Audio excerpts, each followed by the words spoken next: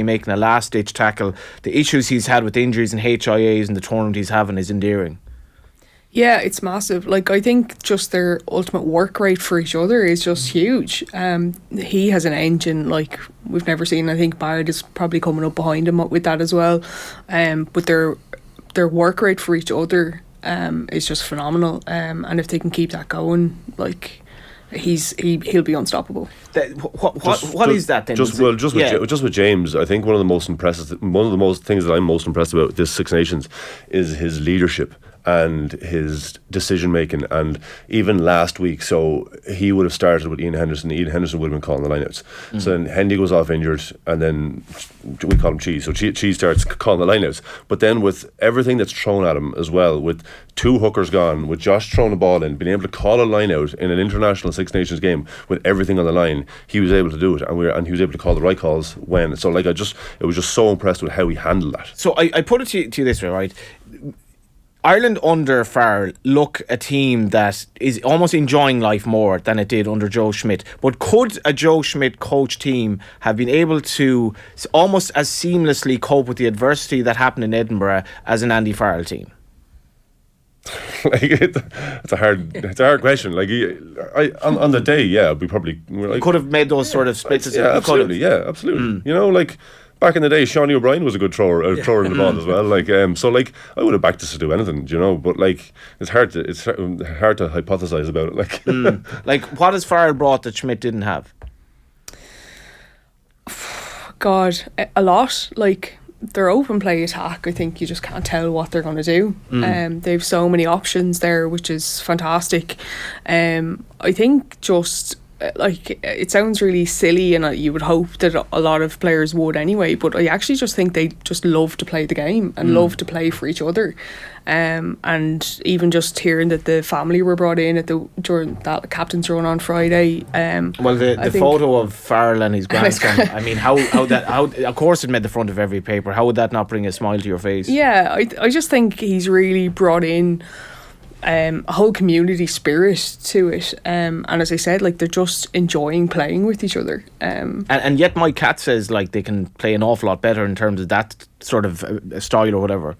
Yeah, look, I don't think you'll ever have a perfect game of rugby, but if that's where the bottom line is, what's the top level, and that's quite scary, I think. And just mentioning Mike Catt, he also spoke this week about the humility of the players. And I don't know these lads at all, but you just get this warm vibe off them that they enjoy playing with each other, playing for their family, playing for their country, playing for their coaching staff. That just doesn't happen. I think I go a bit further and say about Andy Farrell. I think that he's the template for future coaches, because he's got all the ingredients to be he is a fantastic coach, and that comes from playing the game at the highest level. So he's got the respect of the players. He's been there, done that. A lot of coaches haven't played international rugby. He's a nice guy. I haven't met him. I've met him a couple of times, but he seems a nice guy to have a couple of beers with. So he's brought that whole family atmosphere we're talking about, that camaraderie. He doesn't bag the players in the media. He's always very positive. And he comes from a background that he's learned, like all good managers, he's learned off Joe Schmidt, because he came in there as a defence coach, which is really important in the modern game. He then learnt the positivities from Joe Schmidt's era, and that was the building of the team. And then he brought in people around him, a bit like Clive Woodward before. All these coaches, Wayne Smith, all these great All Black coaches, they've always had people in place to look after various aspects, and he's really positioned them well. Mike Catt is one of those guys. He brought him as attacking coach, and he was criticised for the first few matches, but Farrell never bagged him and stood by him, and it's paying dividends. So he's created an atmosphere we talked about. Players want to play for him. Where would Mike Catt, what would he assess the attacking out of 10 since he joined, when he says we can do a lot better than this? Well, from the first few games, probably a 4 or 5 out of 10, because I don't think people were buying into it at that stage. They were just trying to get wins, a bit like Borthwick is at the moment. You can't plan an attack when you're just coming overnight.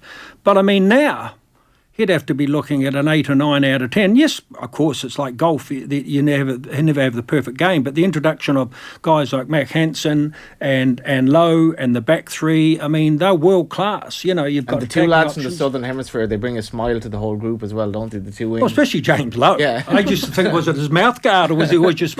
But like, you know, and the shaking of the hair and everything like that. But they're also two lads you would just like to have a pint with, kind of thing. But that's what I mean. I mean, you know, Hansen was watching the game. I think we all know the story in Australia a couple of years ago, and somebody said, why don't you try your luck with Connor? He's just got that sort of play off a whim sort of attitude about him, and you know, even the mic drop and the kind of the tash and the tattoo, whether he had a bet with somebody else to get a tattoo done for somebody in the teammate. But yeah, it's a refreshness in this team, and as I say, they're just enjoying playing rugby, and as long as you have that at the core of your value system, that you enjoy it first, you'll always be successful.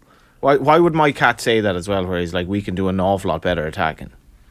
Because there's always room for improvement. Always room for improvement. You never have a perfect game. You never have a perfect season. So there's always stuff you can improve on, and that's what builds success. Really, like you can't rest on your laurels because every other team is going to get better around you. So you need to get better as well. You know, so you have to say that. Like, well, exactly. Oh, you've had the perfect game. Then you have nothing to improve. It could be misconstrued as arrogance as well when Ireland are the best team in the world at the moment. I think he genuinely believes we can improve a good bit more. Well, absolutely. Which is amazing. If Michael Johnson, the great runner or something, turned around and said, "Okay, there's room for improvement. I want to get a world record," would he be regarded as arrogant? No, he'd be regarded as highly competitive and wanting to be the best he can be. That's all he's saying. But if you ask any of the coaches, if you ask Paulie, can we improve the line out? Absolutely can. We've lost one or two every game. Like, Scrum can improve. Can we improve the defence? Of course we can. We've missed tackles, but we're still the best team in the world. You know what I mean? So there's always loads of stuff to... What's Paul O'Connell's influence been like? Yeah, huge. Yeah.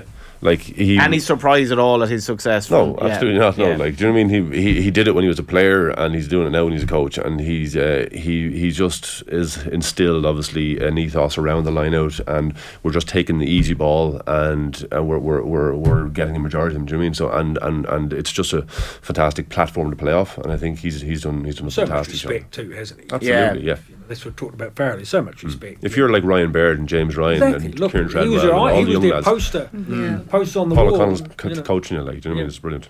Would you have any concern about the physical repercussions of how tough that Scotland game was today? No.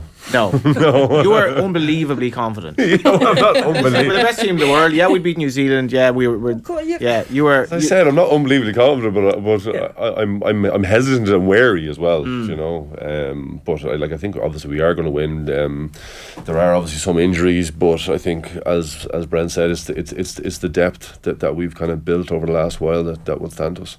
What are your concerns today? That England want to come out and raid on our parade and kind of if they're able to kind of physically dominate us like they have in the past, like I think was it 2019? You playing through? No, you were 2019. Yeah, I think I came off the bench, or I'm not really sure, but I remember Sinclair had a class game, and they just physically dominated us, and that's the difference. Yeah. So if they're able to come out and do that today, you never know, you know. So just wary, you know. Kind of want to be in your box now for the match, but Katie, we've only a minute before the ads, and I can't wait for the second half of the show because we'll get to the nuts and bolts of the game itself and some memories of Ireland and England as well, going back to Michael Kiernan and so on, and great memories of Croke Park and Lansdowne Road. Briefly, what are your concerns today? Where could this possibly go wrong? I think it's the same. It's just the physicality. I think the anger and the hurt from potentially last week, especially, I think they could really come out and rain on the day. But I also just can't see it happening at the same time. Physicality. If we can match their physicality, I think we'll be fine. Yeah, it's all coming up. Just a live score as well. Scotland 19, Italy 6. There's about 20 minutes to go. They're a quarter of the game to go. So Scotland looking in control there. We'll be back after the ads. Loads more to come. Join the conversation at Newstalk FM on Facebook for the latest headlines, videos and thought-provoking podcasts. Try the latest cordless vacuum cleaner technology from Samsung with a full 100-day money-back guarantee on selected models. For more information and a full demonstration, call to Power City today. The Heineken Champions Cup is back. Leinster take on Ulster in the round of 16, Saturday, April 1st at 5:30 in the Aviva Stadium. Join the Sea of Blue for this massive inter-provincial clash. Tickets on sale now at leinsterrugby.ie. Terms and conditions apply. What's a giggly bit? Air Gigabit Fibre Broadband is our best ever broadband. Way better than cable. It's your own line straight to your home, so no more sharing with the neighbours. Mrs. Murphy was on my internet. What is she saying? Sign up today and get 1 month free. Plus, Virgin Media customers save up to €300 by switching to Air. Call 1800 500 300 Go in store or visit air.ie. Offer subject to location and availability. 12-month contract. Setup fees may apply. T's and C's apply. See air.ie/save300. This year, the standard petrol grade in Ireland will change to a greener fuel, E10. E10 is already the standard petrol used in Northern Ireland, Britain and many other European countries. As a cleaner fuel, its introduction will help Ireland meet its climate targets, reduce emissions and drive our change to a more sustainable way of living. To find out more, please visit gov.ie/E10. Brought to you by the Government of Ireland. Starting a new chapter can be the most thrilling thing in the world.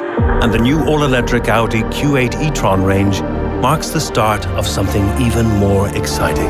Where progress is a matter of character. Where an idea stretches as far as you wish to go with the range to get you there. And where charging times are reduced, freeing you up for even more adventures. Discover the fully electric Audi Q8 e-tron range at your nearest Audi dealer.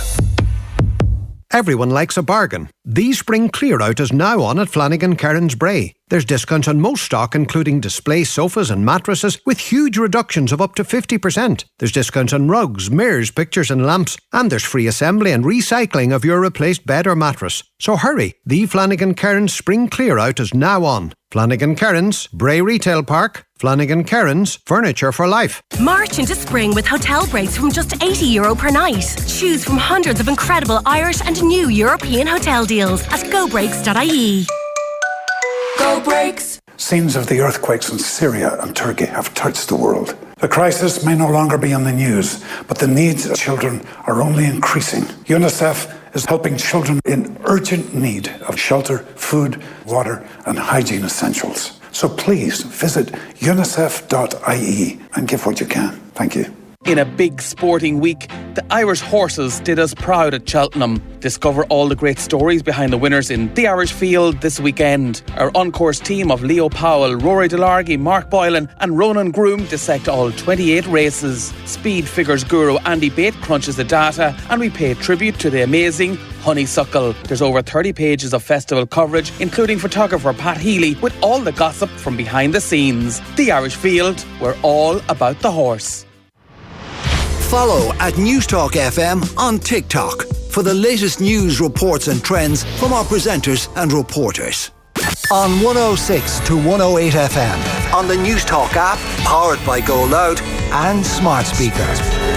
This is Newstalk.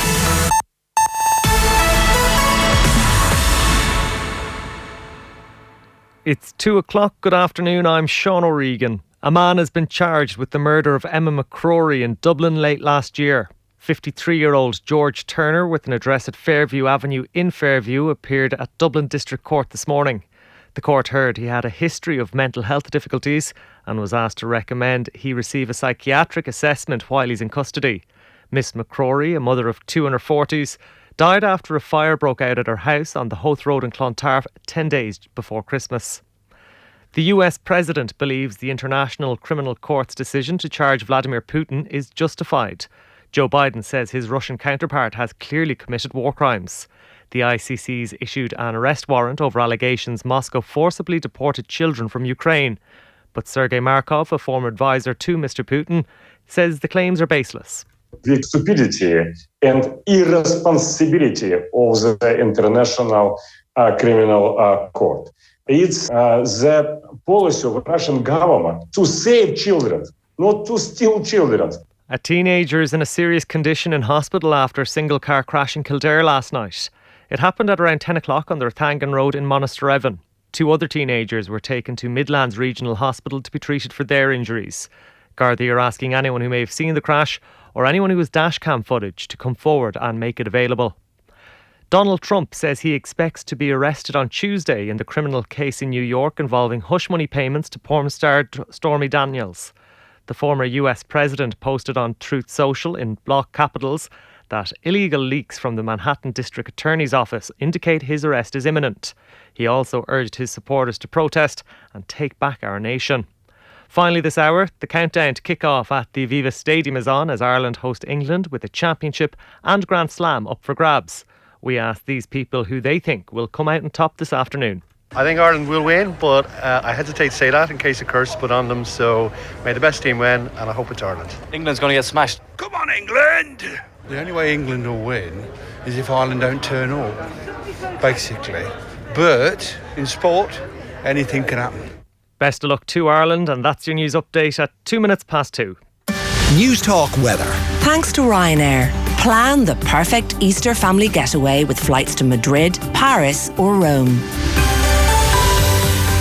Outbreaks of rain will move east across the country today, clearing into the Irish Sea later in the afternoon. The rain will be followed from the west by sunny spells, but there will be a few showers in Ulster. Highest temperatures of 9 to 13 degrees.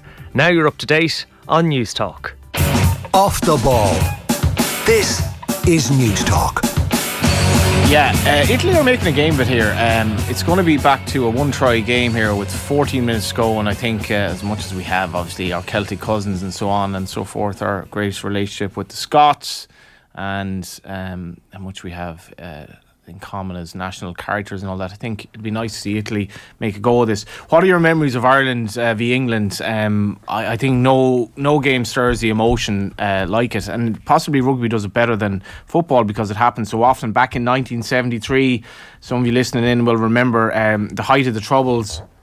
England lost 89 at Lansdowne Road, got an unbelievable reception because they showed up, and it was the captain John Pullen, his immortal words, we may not be very good, but at least we turn up. And did you turn up in the Legends game yesterday, Dev? I turned up. Yeah. I don't know how well I played. Malcolm O'Kelly got man of the match. A big Sal. Yeah.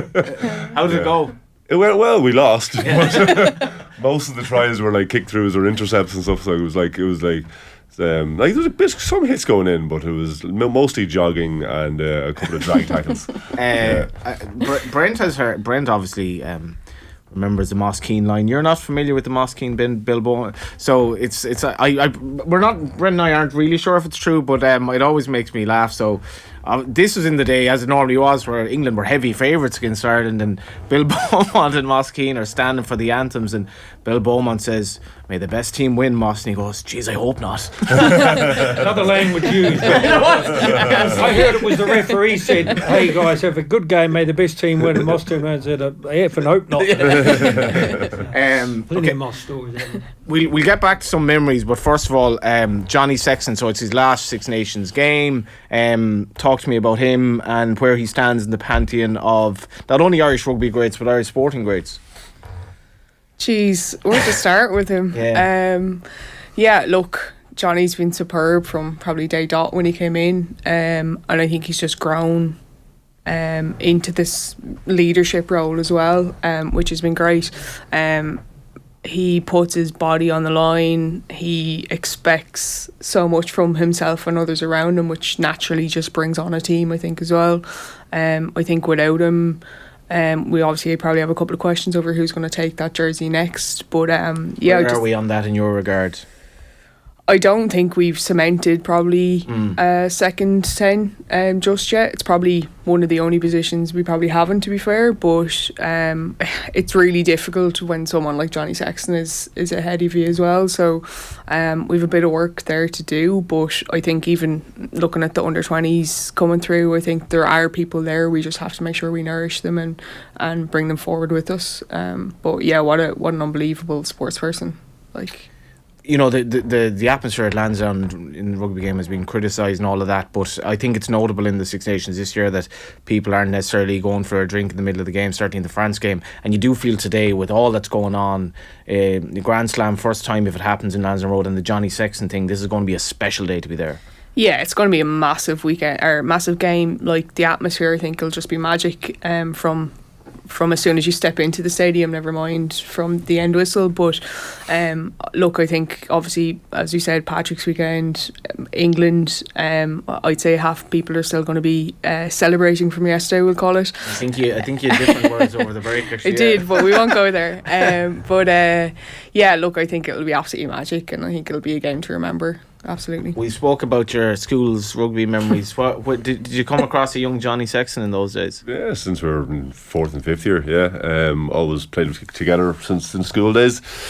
Always the same, always giving out, always telling you what to do, where to go.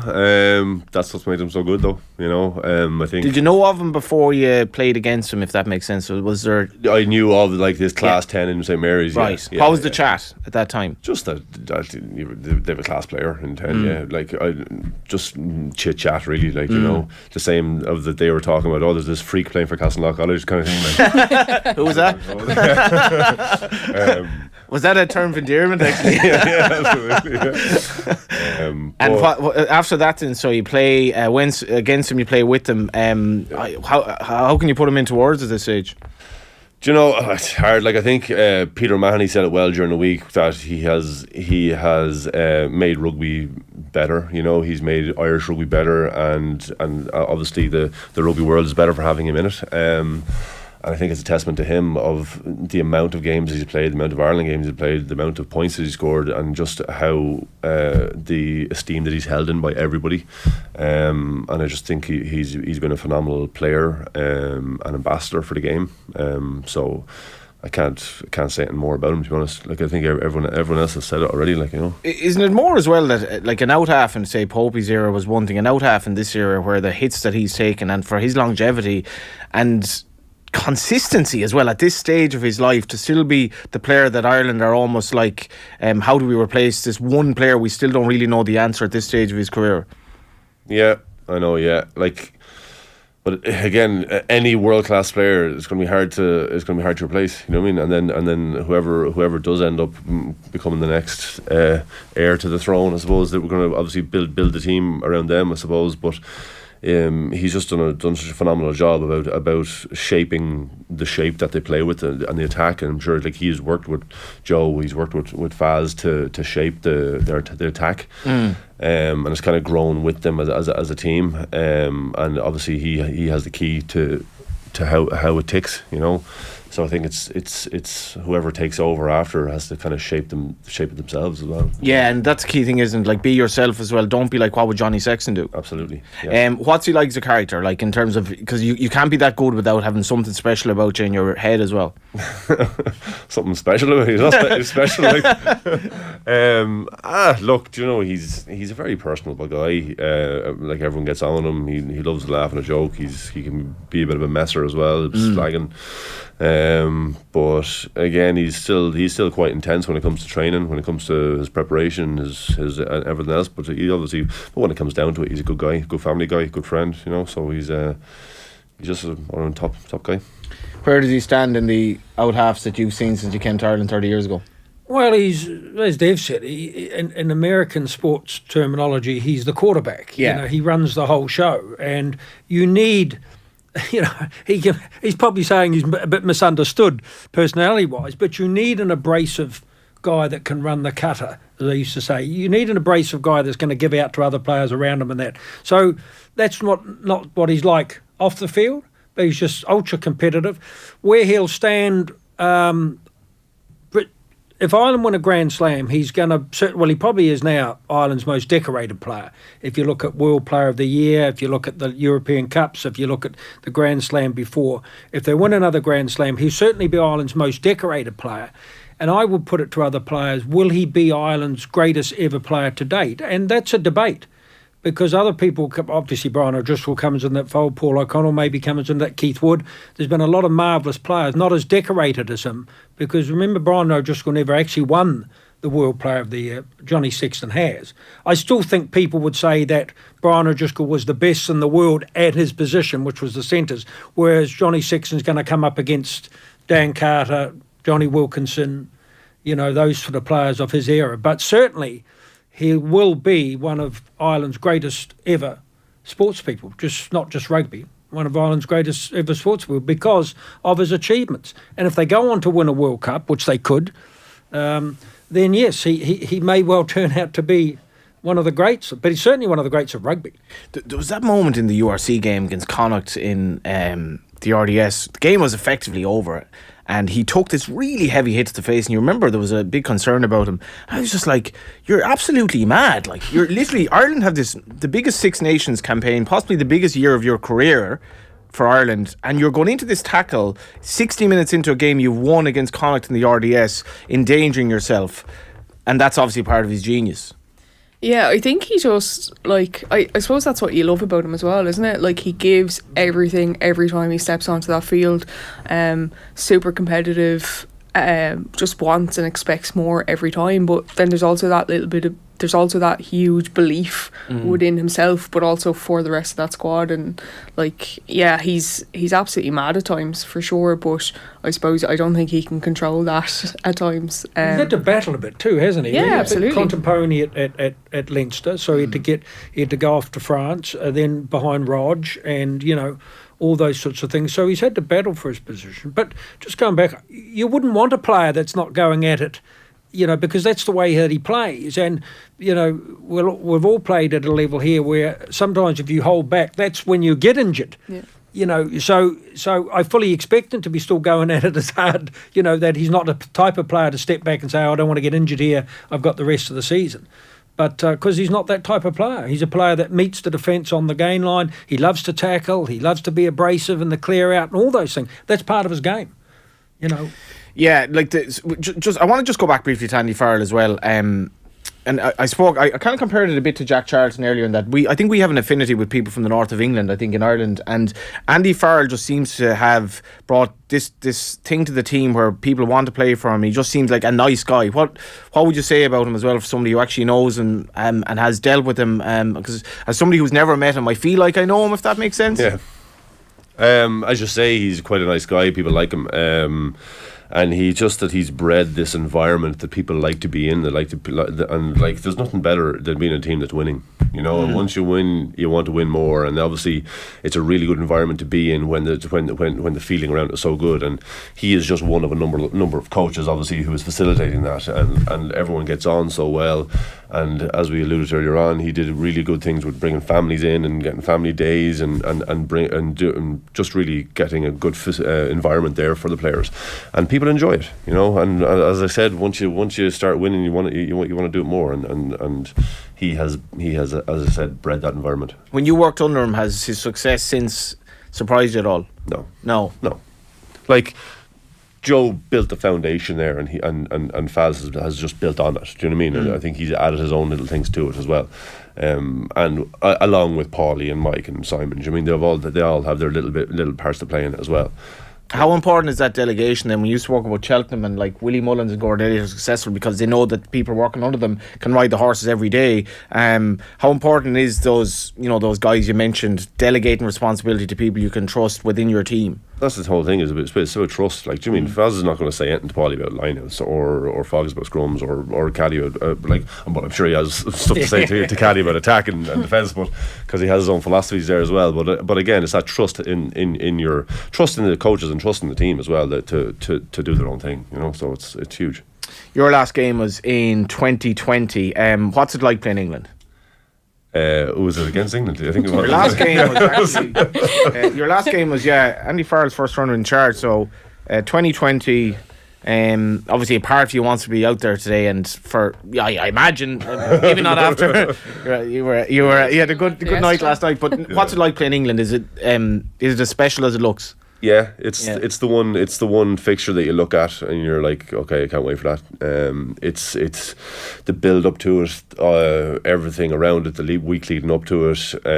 Everyone knows that Ireland is huge, especially home games, Paddy's weekend. It's always the hype around it is huge, and obviously there's all the history and everything leading up to it, and it's a huge fixture, and everyone just loves to be, and everyone wants to be involved in it. Yeah.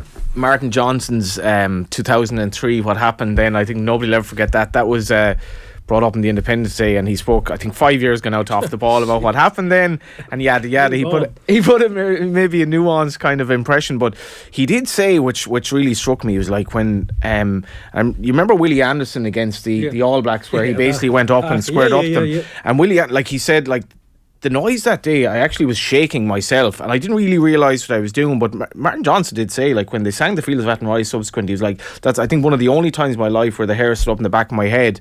This is a special game. Yeah, look, I think the crowd is going to be massive here today. Like, I think Ireland v England, no matter where it is, Twickenham or in the Aviva, I think it's a massive game. There's just, as you said, so much history involved. Any Irish person gets fully involved in it, and everyone hates the English, bar the English, really. So I think hate's a strong word, maybe. Sorry, okay. But, likes to see the Blues. We know where you're coming from. What's your favourite memory of Ireland v England, actually? I quite like the 2018 game in Twickenham. Snowed, 24-15, I want to say, but just the way we played, full of confidence, I think that was probably one of my favourites. It was one of the games. I think it could have been the start of either one of those years where it was snowed off. Ireland were due to play England, I think, in the first game, and I think it was Carr. He was the Ulster guy. He said Doyle put us through one of the toughest sessions ever. We went to O'Donoghue's for the day and the night, and it was a different era in those days. Different era. But you think of the Kiernan drop goal and what that meant to like Ireland's Triple Crowns in the 80s when the country was really struggling economically, and what it meant to the people then. And I just said this earlier, I would implore, if you're going to that game today, realise you are at a special moment here. A lot of people can't get tickets for this. Keep your phone, including you, Brent, which amazed me. How could you not get a ticket? No, if you talk about memories, for me, I was lucky enough to, I did the television coverage for about 25 years. So I was lucky enough to commentate on a lot of the English-Irish matches. The most special one for me was Croke Park. 2007, just because of the whole GAA history and stuff like that. I remember Conor O'Shea, who was on the pin at that stage, they invited him in the day before to talk about the history to the English camp, just so they understood the whole history of Croke Park. Just the respect, of all the spectators there from England and also from the North and also from the Republic, and that it was just this game that brought players to tears and emotion. Nothing to do about that, just to do with the background, let alone then Ireland going out and winning by 30 points or something on that particular day. It's still a record. And remember Shane Horgan jumping up, GAA style and scoring a try. It was just the emotion around the whole history of this event that being brought to GAA and how respectful. People thought there was going to be trouble on the day. There was no trouble. So people stood and clapped for the anthems, and they were just so respectful. It was a day for me where sort of rugby transcended just the game. It was all about the emotion. So that was a special memory of those games. But, you're right. The crowd has a lot to play today. To get behind this team or something and make it a memorable exit for Johnny Sexton. So there's a whole lot in the Paddy's weekend and the Cheltenham people coming back flush with money. I don't know about that, actually. not my mates anyway. But absolutely, the crowd have to play their part today to be that 16 man, because Ireland will need them at times in the game. Absolutely, and I think as well, when you think about this, if it's our fourth most participated sport in this country, the fourth most participated sport, Katie, for us to be essentially better at the English at the moment, significantly better than their own sport, but that there is a real respect among English people for Irish rugby, what they've achieved, and as much as you mentioned hatred, and I get where you're coming from, there was 800 years and all of that, the history, the English people who come over today, there's a lot of respect, and it's a beautiful occasion today to be part of. Yeah, absolutely. Look, hatred was probably a bit of a strong word, but I'll take it back. But I know where you're coming from. There is a massive respect there from both sides, to be fair. But I think, that 16th man is going to be massive today. There's going to be times where England come hell for leather, as you said, like they're angry and they're hurt.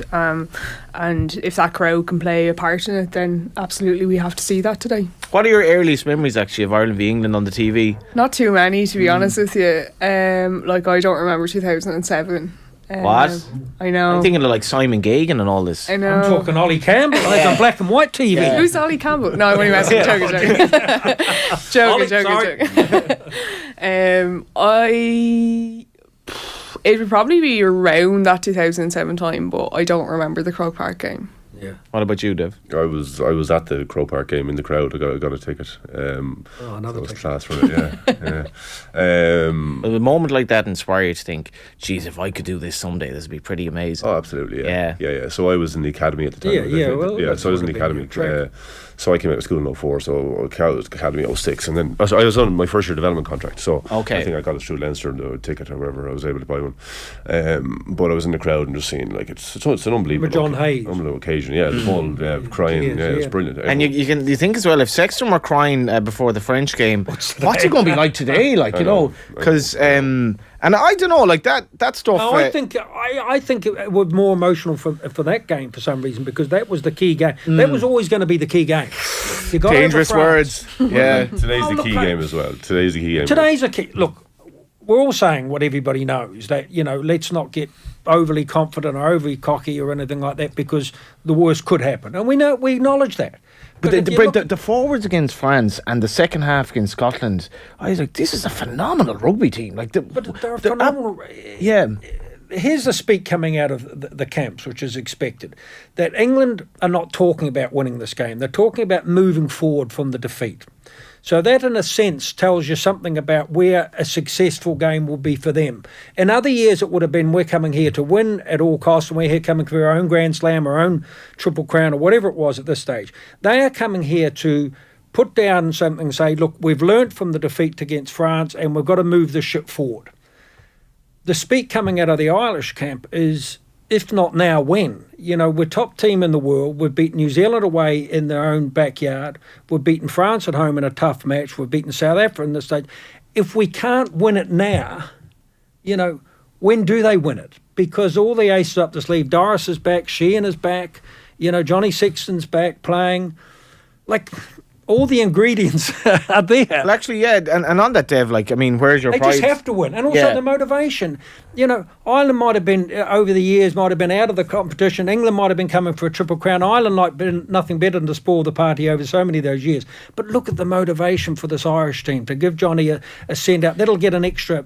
Yeah, so I'm wondering, is this a calm Irish dressing room beforehand, Dev, or is it there's a lot of emotion going on here? I think the Sexton thing is huge. It's Ireland v England. It's history in the making. First ever Grand Slam at Lansdowne Road. Or are they lads, it's a rugby game. Chill out, we win.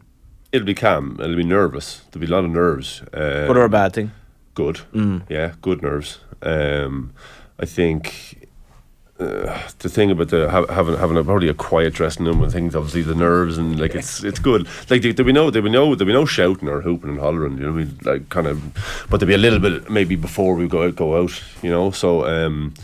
But the emotion will definitely be there. But I think once the ball's kicked off, the nerves are gone, and you'll be able to get into the game then. Scotland have overcome Italy. I'll get you the score line. I think they won quite comfortably in the end. Would a worry? Well, obviously it's a worry, but just throw it to the panellists. Would a worry be, the worst thing that I could see happening would be Johnny got injured in the first few minutes of that match, and because you lose a bit with Gary Ringrose leadership not there. I know Robbie's coming back, but he hasn't had much rugby. He just concentrated on his own game. That would be my worry. Okay, very, very briefly on that, Dev, in a few words. I wouldn't be worried at all, actually, what happens with that. My worry would be if there's a red card or something. Yeah. If there's a stupid high tackle. It wouldn't be a worry at all if Johnny goes off. I think the belief this team has, I think today they're 1 to 10 favourites. They're 15-point so favourites. You lose. I would not today. I would have a lot of faith in Ross Byrne coming up. Absolutely. Yeah, I wouldn't. But to say it wouldn't be a worry it wouldn't. lose. I'm more confident than you, and I obviously don't know anything about rugby. Katie, is this a worry? Very briefly. No. Absolutely. Listen to Katie. And listen to Dev if you're in. What box are you in today? 438. 438. Why has it been a worry for so many people going to the World Cup without Johnny Sexton? But not and yet today, it doesn't though. matter today. Not today. With a whole Ireland, team, of course, Ross Byrne stepped up the plate. What I'm saying is that any team loses a world-class player in the first 10 minutes, that is their captain and their player that guides them around the pitch. And to say it's not a worry. Well, Rory O'Connor puts in the Irish Independent today, they're playing a bad team, playing poorly. That's who England are at the moment. I take all that. If that's the case, I'm with Dev. If they were knocked down to 14 men, that's definitely a worry. 15 men, Ireland just win today. why then that should be the worry get based on what Ireland have done with 14 men this season? I would. Well, 14 against Scotland. 15 for 77 minutes would be difficult. Yeah. Yeah, Brent is actually coming back. I'm going to get a selfie with Brent before we fall out. I was trying to get you a ticket a few minutes ago. This week's Saturday panel is brought to you with thanks to Carry Out, Ireland's largest independent off-licence with over 100 stores nationwide and voted Ireland's #1 off-licence in 2022, now delivering nationwide. Visit carryout.ie for more. Brent Pope is going to stay with us and watch the game. Turned up 2 minutes late as well, which I mean, okay, we have time to ask you for your predictions, starting with you, Katie. I want to say Ireland by 13. Dev? Yeah, I was going to say like 26-10 or 26-12 maybe. Ireland. And a good night. Yeah. And a good night for all. And a good night for all. Yeah. Grand Slam. Yeah. Yeah. These are the days you got to celebrate. Thanks a million for coming in, guys. Thanks. And we shall be back after these. On News Talk. Life and Leadership with Bobby Kerr. Brought to you by Amundi. A News Talk original. Bernard Brogan is not just a success on the pitch, he's a big success in the business world too, and we talked life and leadership. In my sporting life, I always used to go for the gap, literally go for the gap. And in business life and everything, take risks. So I'd say to my younger self, if you lose, you learn. If you win, keep going. Life and Leadership with Bobby Kerr. Brought to you by Amundi. This episode is available now on newstalk.com, on the Newstalk app, powered by Go Loud, or wherever you get your podcasts.